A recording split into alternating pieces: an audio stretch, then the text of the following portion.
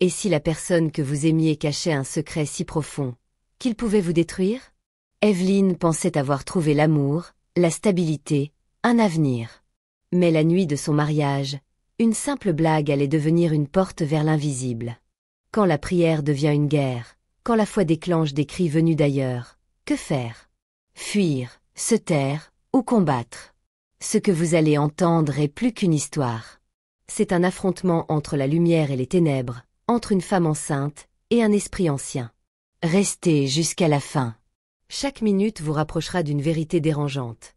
Parfois, le danger ne vient pas de l'extérieur, mais de celui qui dort à vos côtés. Si vous aimez les histoires fortes, mystérieuses et intenses, abonnez-vous et aimez la page. Chaque clic nous rapproche. Et ce n'est que le début. Evelyne se tenait devant le miroir, lissant le tissu soyeux de sa robe de mariée. Son cœur battait la chamade, non seulement de joie, mais aussi à cause du mystère silencieux qu'était Martins, son nouveau mari. Il était doux, respectueux, intelligent. Sa présence calme apaisait son feu intérieur. Tout le monde enviait leur connexion. Pendant le toast du mariage, Martins fit rire toute l'assemblée en disant « Une seule règle pour ma magnifique épouse, ne prie jamais à voix haute à minuit. » Des éclats de rire remplissaient la salle, et Evelyne rit aussi, pensant que c'était l'une de ses blagues habituelles. Mais cette nuit-là, alors qu'ils étaient couchés, Evelyne se tourna vers lui et demanda « Pourquoi as-tu dit ça pendant le mariage ?» Martins sourit doucement, le regard lointain. « C'est juste une vieille superstition familiale. Les prières de minuit attirent des énergies inutiles. » Evelyne gloussa. « Tu sais que je suis une femme de prière.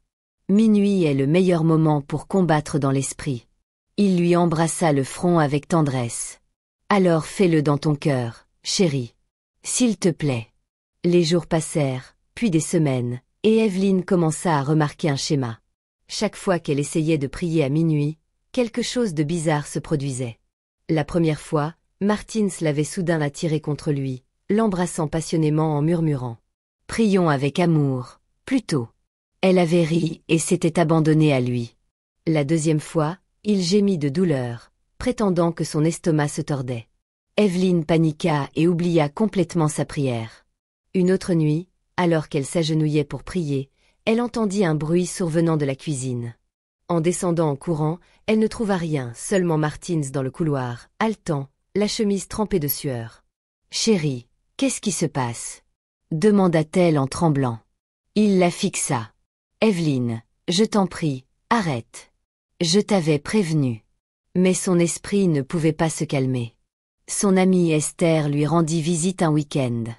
Evelyne lui raconta tout. « Esther, c'est comme si quelque chose m'arrêtait à chaque fois.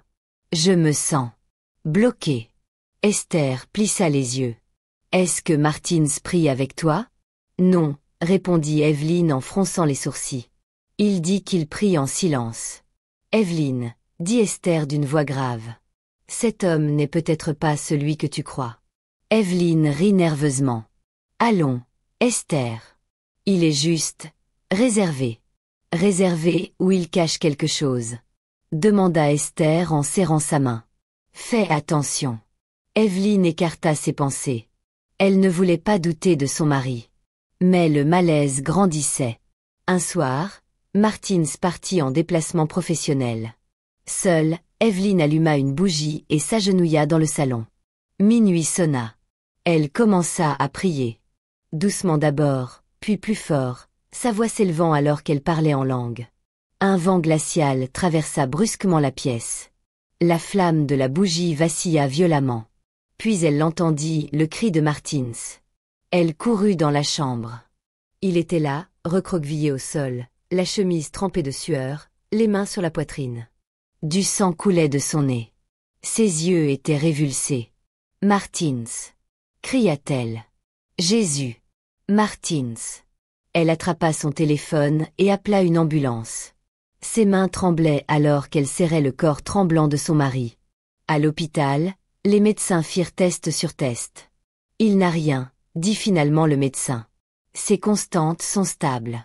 Tous les examens sont normaux. » Evelyne le fixa, sans voix. « Comment est-ce possible ?» Il s'est effondré.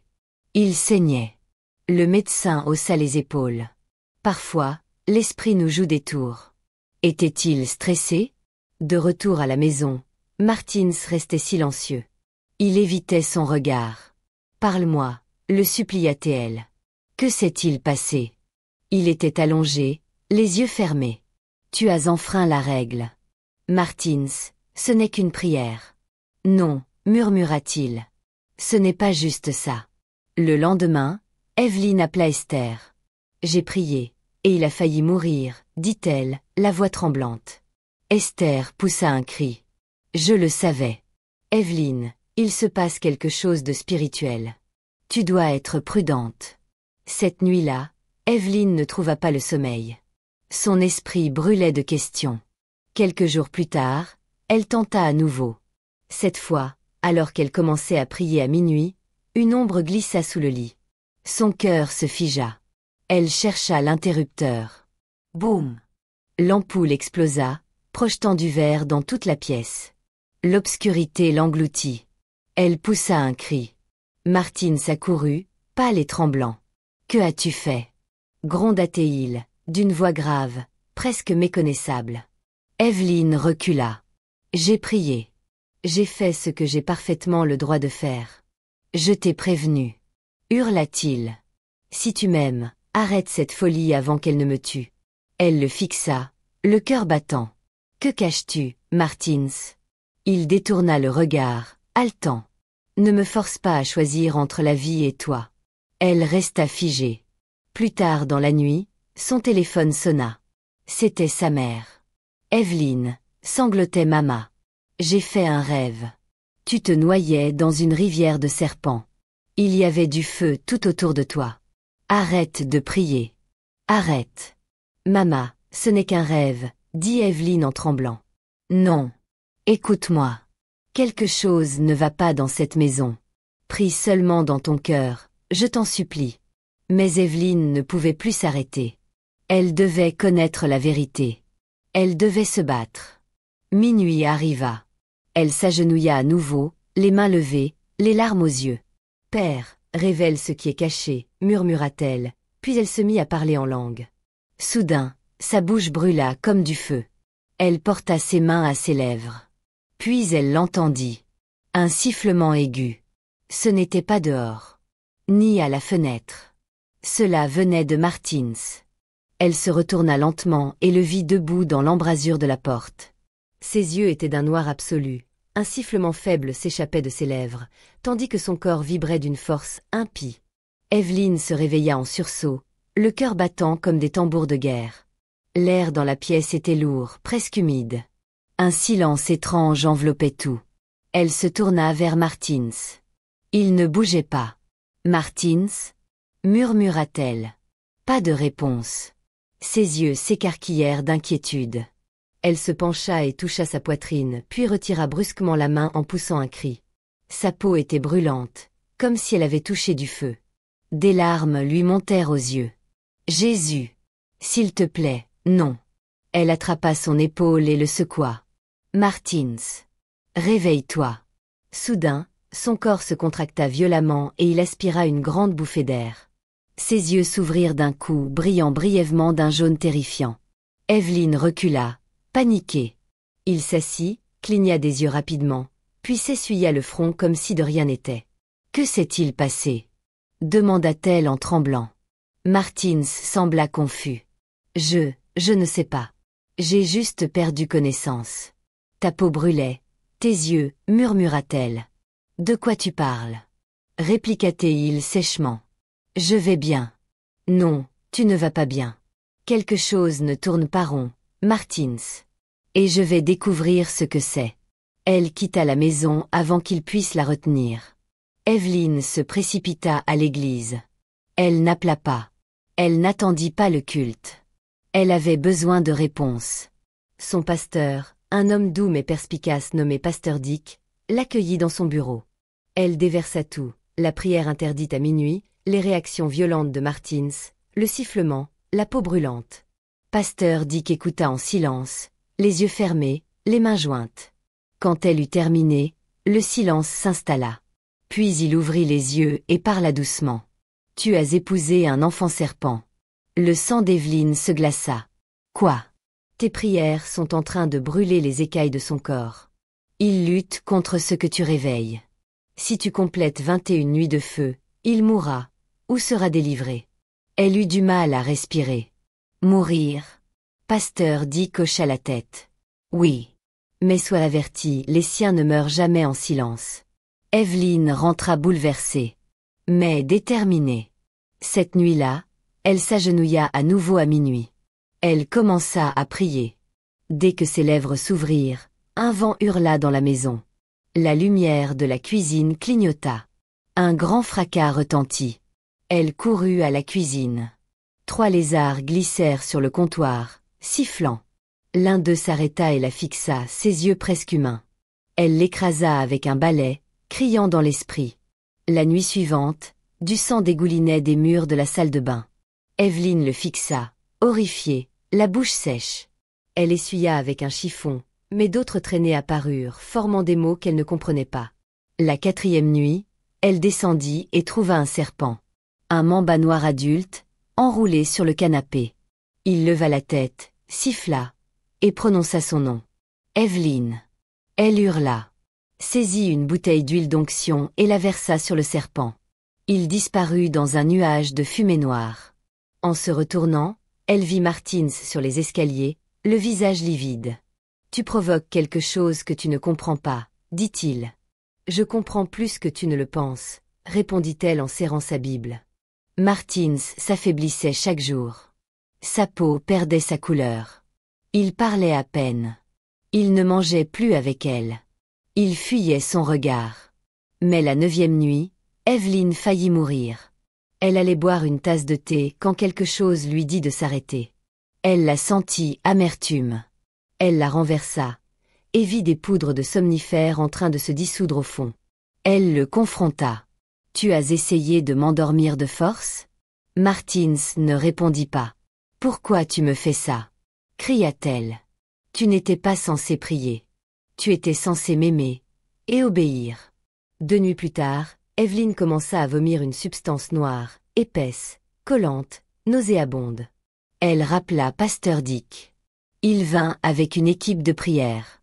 Ils prièrent pendant des heures. Le liquide noir cessa. Après, il s'assit à ses côtés et lui prit la main. « Tu dois savoir la vérité, dit-il. Martins n'est pas né comme les autres enfants. » Evelyne porta la main à sa bouche. Sa famille l'a offert à un esprit marin. Il a été enfanté dans un sanctuaire. Sa mission sur Terre, revendiquer une femme pure. Son ventre, son âme, son avenir. Il a été envoyé pour t'enchaîner. Le cœur d'Evelyne se brisa. « Pourquoi moi ?»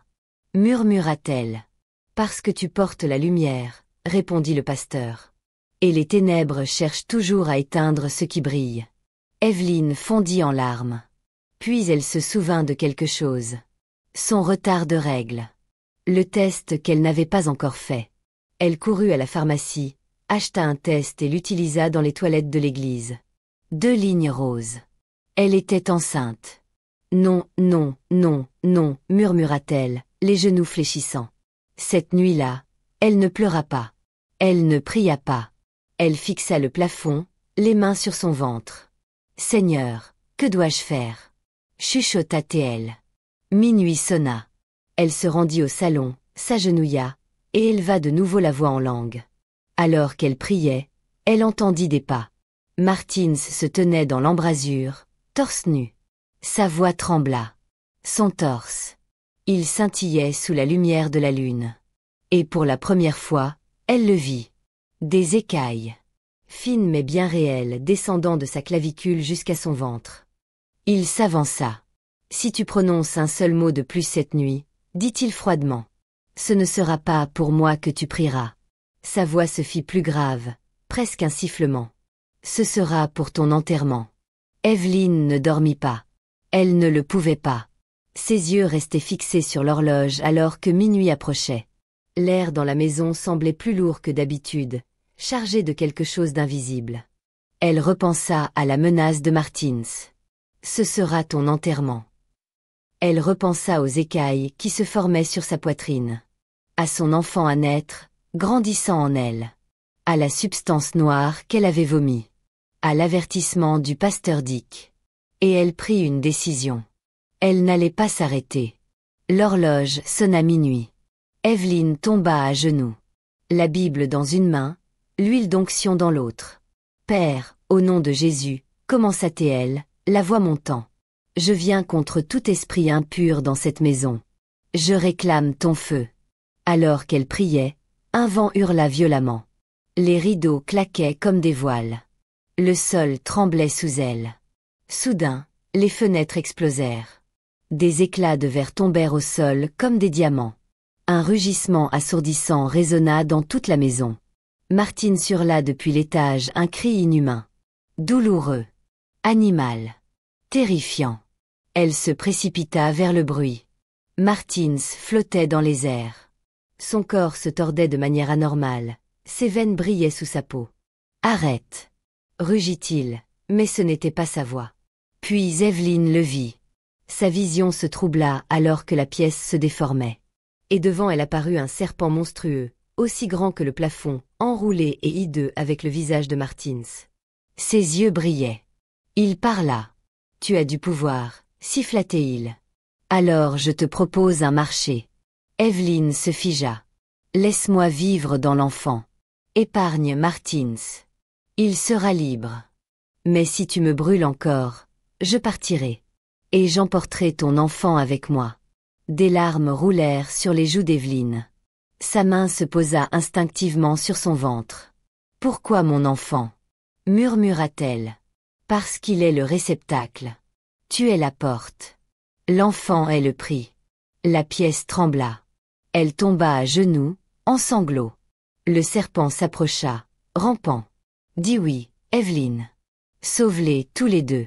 C'est un petit prix, pour la paix. » Soudain, la voix du pasteur Dick résonna dans son esprit. « Tu ne peux pas élever un enfant démoniaque.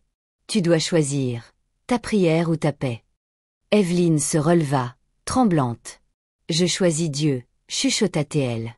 Le serpent siffla. « Je choisis le feu. » cria-t-elle.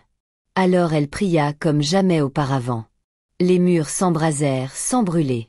Le plafond se fissura. L'air devint chaleur pure. Martins poussa un cri surnaturel. Son corps lévita, tourna sur lui-même. Les flammes l'engloutirent, mais Evelyne continua de prier. Tout esprit marin, dehors. Hurla-t-elle. Le serpent hurla alors que son corps craquait, se brisait. De la fumée sortait de la bouche de Martins. Dans une dernière explosion de feu, l'esprit se réduisit en cendres. Martins s'écrasa au sol, inconscient. Puis le silence. Elle courut vers lui. Il respirait. Elle pleura, les mains tremblantes. Il ouvrit lentement les yeux. Normaux. Sans éclat. Evelyne. Murmura-t-il. Elle hocha la tête, trop submergée pour parler. Il éclata en sanglots. J'ai tout vu. Oh mon Dieu, qu'est-ce que j'étais? Tu étais lié, répondit-elle doucement. Mais maintenant, tu es libre. Les semaines passèrent. La maison fut bénie. Des prières retentissaient dans chaque pièce. Martins jeûnait. Il pleurait souvent. Il remerciait Dieu pour Evelyne chaque jour. Puis le bébé arriva. Après des heures de travail, Evelyne donna naissance à une magnifique petite fille. Elle est parfaite, dit l'infirmière en souriant. Des larmes roulèrent sur les joues d'Evelyne alors qu'elle tendait les bras vers sa fille. Mais au moment où l'infirmière la lui tendit, Evelyne se figea. Le bébé cligna des yeux. Une fois. 2 fois. Verticalement. Comme un serpent. Evelyne eut un hoquet de stupeur. Martins regarda aussi. Leurs regards se croisèrent. Le bébé pleura doucement, innocemment. Evelyne la serra contre elle, murmurant entre des lèvres tremblantes. « Seigneur, qu'ai-je mis au monde ?» Mais elle croyait de tout cœur avoir sauvé son mari. Et rien ni personne n'allait réclamer son bébé. Pensez-vous qu'Evelyne a fait le bon choix? Se pourrait-il que l'enfant porte encore l'esprit? Martins et Evelyne devraient-ils l'élever eux-mêmes? Ou demander de l'aide? Et vous, que feriez-vous si votre nouveau-né clignait des yeux, comme un serpent? Merci d'avoir regardé la vidéo.